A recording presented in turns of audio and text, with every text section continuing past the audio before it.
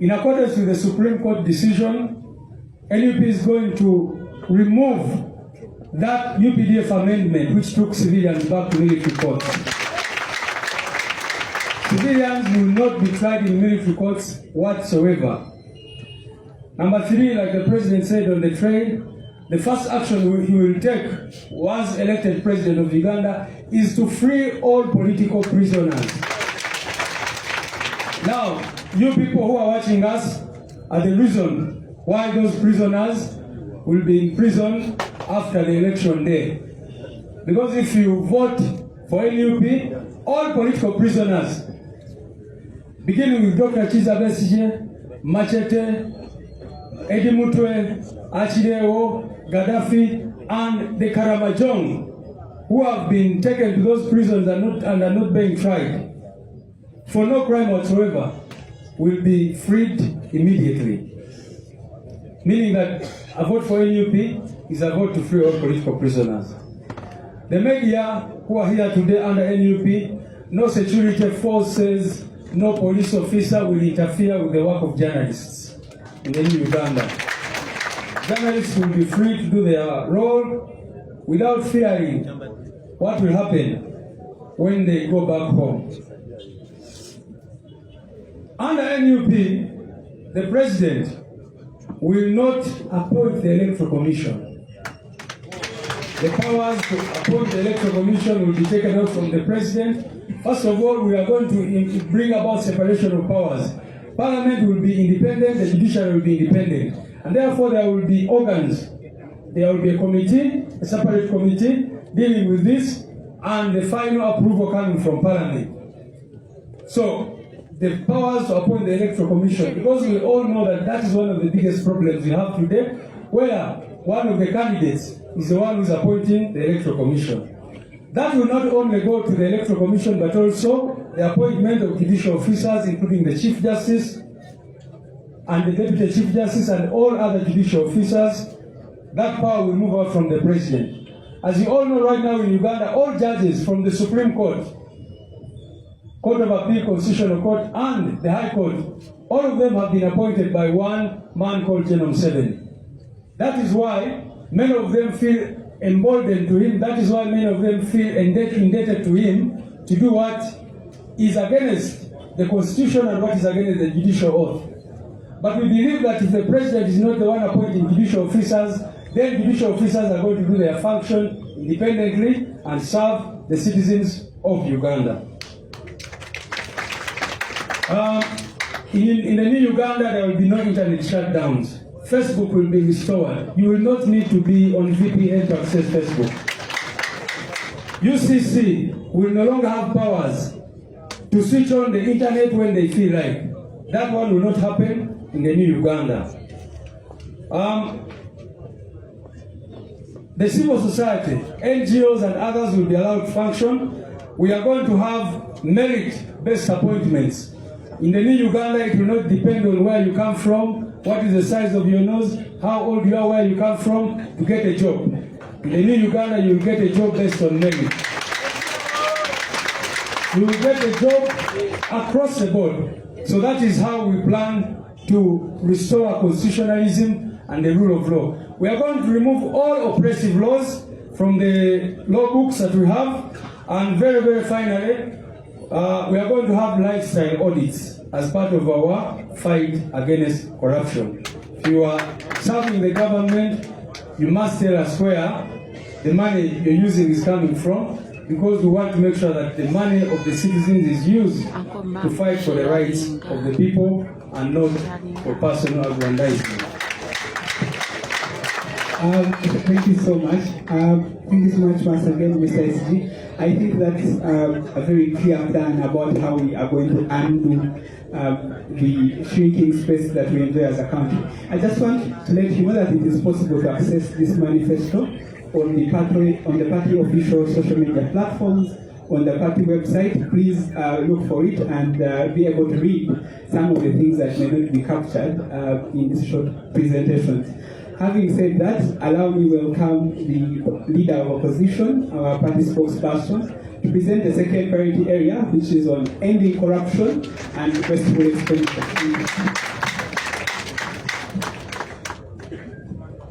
Thank you. This reminds me of our school debating days where we're given 5 minutes to hammer the poet. I'll attempt to do that. Our manifesto priority area number 2 is ending corruption and wasteful government expenditure. One of the biggest quandaries we have in our country. Let me paint a picture for you quickly. Our national debt currently is 116 trillion shillings. That's how much you and I owe. That means every Ugandan, including the baby that was born this morning, owes 2.5 million shillings. Every single Ugandan, including those who have never seen that kind of money. That's how bad it is. Go and disburse loans, money that is borrowed, and it sits on accounts unutilized for a very long period, and yet we have got to pay interest on that. That has got to end. We want to plan for our country efficaciously, and it's possible for us to be able to do that. As you know, some of the borrowed money is stolen. We have a debt rollover which we accumulate annually. That's money that we borrow and we are unable to pay. Domestic arrears. There's something called domestic arrears when government, ordinary people do business with government and government doesn't pay. That figure is 14 trillion shillings. People who supply food to government, ministries, departments, and so on, who do construction work, ordinary Ugandan people, 14 trillion shillings. These people borrow money from the bank so that they can do this government job, and government doesn't pay. So businesses are crumbling, local businesses. Meanwhile, we have foreign investors who come here. They are guaranteed land, they're given free land, tax holidays, they're guaranteed money. Pineti, I don't know, whoever, Rocco was given 200 plus billion shillings. A Chad Sugar Factory, 600 billion shillings. They by a farmer. These guys who promised to put together a COVID vaccine, 723 billion shillings. That nonsense is going to stop under our leadership. So that we focus on the ordinary Ugandan. There's no reason why our roads cannot be built by these young engineers who graduate. It's something that we should be able to do, but you bring foreigners here, they consume all the money, including the freebies that we give them. Look, we have got a lot of poor planning that happens, something that we want to eliminate. Every year, we have several schedules of supplementary budgets, up to about 5 trillion shillings. Now, supplementary is supposed to be a rigwabitalazi. And so on, and then government comes to parliament and says, we didn't plan for this. Let's avail money. But here is a surprising thing. State House, Office of the President, which uses, by the way, over 2 billion shillings per day. Their annual budget is exhausted in the first quarter, in 3 months. That's a reality, always. In the first 3 months, their entire 12 months budget is exhausted. Then they come back to Parliament for supplementary budget. That nonsense has got to stop. And we intend to stop it.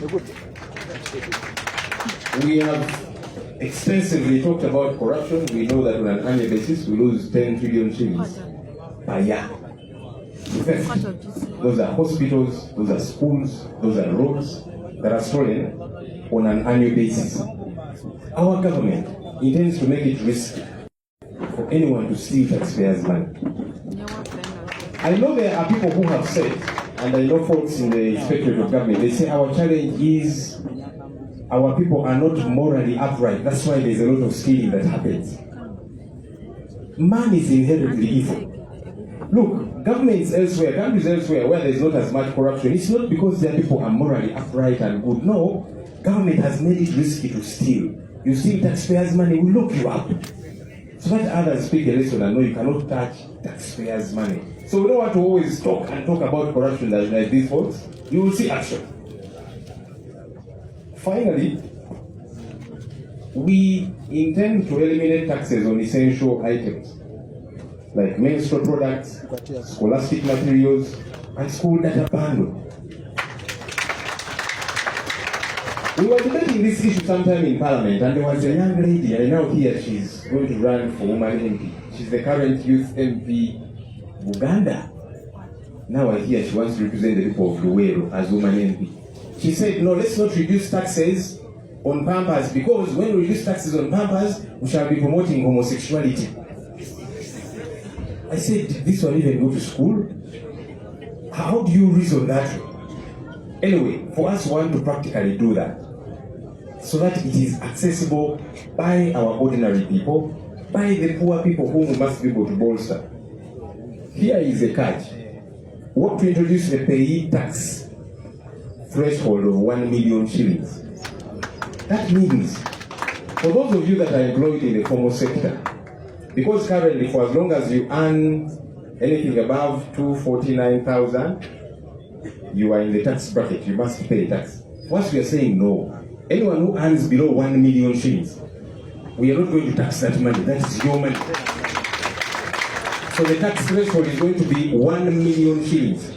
Anything below 1 million shillings, that is your money. Use it to better yourself as an individual. That works a lot better than, we have been seeing all these programs. Throw money at people, PDM, Nyoka, Youth Livelihood.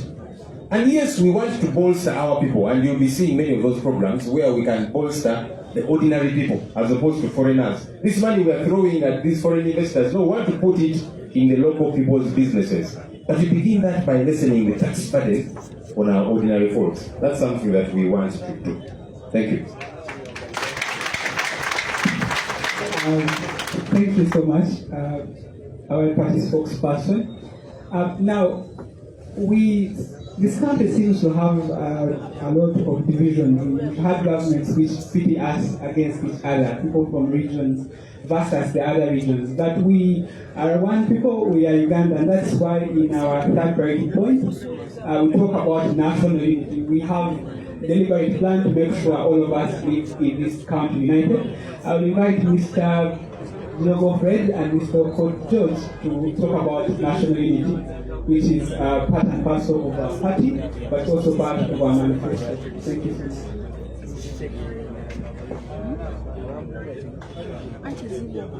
Thank you so much, the President and everybody gathered here today. My name is George Mokoit. I am one of those presenting priority number 3 that states that we as a country must focus on consolidating our national unity. We come from a country that has a history of war. If you're very much aware, every part of this country, including Central, had at least 1 or 3 rebel groups. While all these rebel groups existed, they did not fight an individual. They were all fighting for leadership for everybody in this country. We have consumed fabricated history and distorted lies in a way that they tell us it is NRA that brought peace to the country. It is a lie. There were more than NRA groups that were fighting for peace. They simply lied the other warring parties to come together and drop their guns, gave their leaders offices like General Ali and others. Even us in Teso, we have them. They gave them positions so that they can tell their followers to stop. After they stopped, they were never compensated, they were never empowered, they were ravished in poverty. And that was done so that they can consolidate power in one person who we all know. And they told us, they gave us peace. They simply silenced guns. Other regions, I want to give an example of Teso. Teso, with the war that we went through, we lost our backbone economy, which was the cattle economy.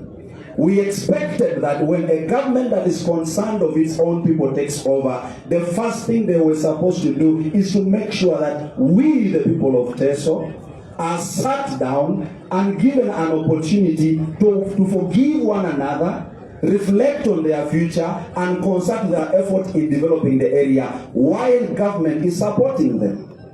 As the National Unity Platform, this is our commitment and promise. We cannot arrive at a consolidated country peacefully without truth-telling. So as a government, we commit to establish a truth, reconciliation, and a justice desk. And here we are demanding that as a country, can we come together? If you know you are responsible for having committed an atrocity, come forth and tell us what happened, not the lies. Ugandans value forgiveness. Ugandans value unity. we assume that somebody cannot forgive you unless you start by telling the truth. So we are saying as a government, first and foremost, we want to put this in place so that we track all the sources and the causes of why we went into war and therefore forge a way forward. Number two, as a government, we are saying, can we put in place at least a rehabilitation program? One beginning with psychotherapy rehabilitation. Because we cannot be able to think straight when all of us are suffering from post-trauma disorder syndrome. The syndrome is caused by direct face of traumatic events like war. That is the reason as to why they will never arrest an NUP member peacefully.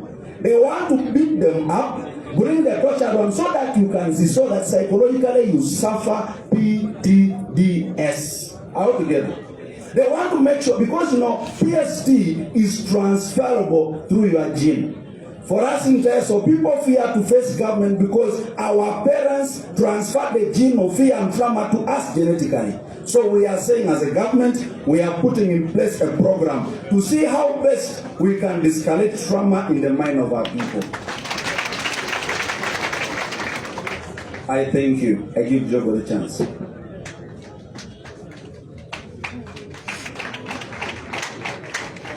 Mr. Coit, we really come from war-torn areas because the energy you put on the mic, you just know these are people from war-torn areas.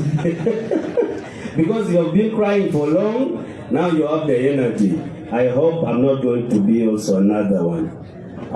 Dear President and comrades present, my name is Jago Fred, aspiring for MP for Kidum Municipality. When I was contacted to come and present on how reparations on war-torn areas will be done in the new government, I asked myself, how am I going to dress? Should I dress like a person coming from a war-ravaged area, or should I dress like a